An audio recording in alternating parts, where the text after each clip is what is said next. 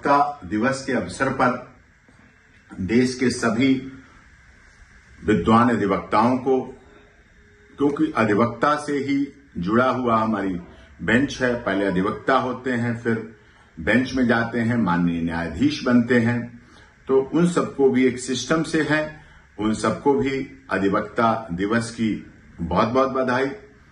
और इसी के साथ ये मांग भी है भारत सरकार से भी कि इस संबंध में एडवोकेट प्रोटेक्शन एक्ट को भी, माननीय मोदी जी की सरकार जहां इतने एक्ट लाई, इतने कानून बनाए सबके लिए, सर्वजन हिताय सर्वजन सुखाय, तो अधिवक्ता समूह, अधिवक्ता समाज भी, हमारी बार एसोसिएशंस भी समाज का हिस्सा है। सबके साथ सबका विकास, सबके विश्वास में हमारे साथ भी, वकीलों के साथ भी न्याय होना चाहिए, सिस्टर जस्टिस फॉर ऑल। क्योंकि जो कई बार कंट्राडिक्शन पैदा हो जाता है पुलिस और वकील में, जो होना नहीं चाहिए, कई बार ऑनरेबल कोर्ट्स और वकीलों के बीच में हो जाता है, वो नहीं होना चाहिए, अच्छा नहीं है। जब लर्नर्ड एडवोकेट लिखा जाता है, विद्वान अधिवक्ता, तो फिर विद्वता कहां रह जाती है।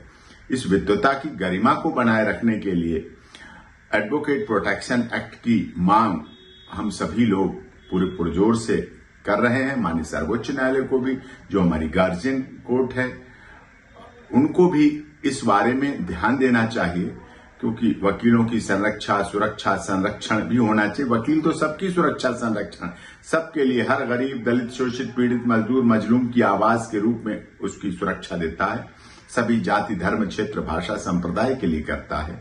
तो उनके लिए भी ये चीज होनी चाहिए, जिससे कि आगे सब में हो, सबकी सुरक्षा की बात होती है, हर एक को, डॉक्टर्स के लिए है प्रोटेक्शन, व्यापारियों के लिए प्रोटेक्शन है, एम्प्लॉइज के लिए उनके प्रोटेक्शन होता है, राजनेताओं के लिए भी प्रोटेक्शन है, पत्रकार बंधुओं, मीडिया पर्सन्स के लिए भी प्रोटेक्शन की आगे की बात होनी चाहिए।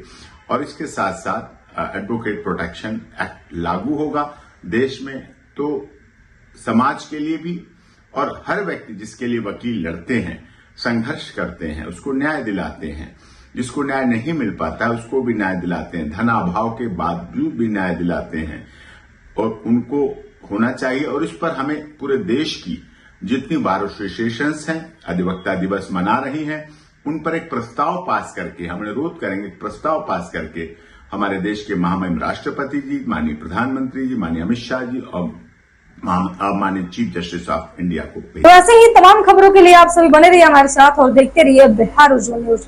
अब तक हमारे YouTube चैनल को सब्सक्राइब नहीं किया है तो जल्दी से सब्सक्राइब कर लीजिए।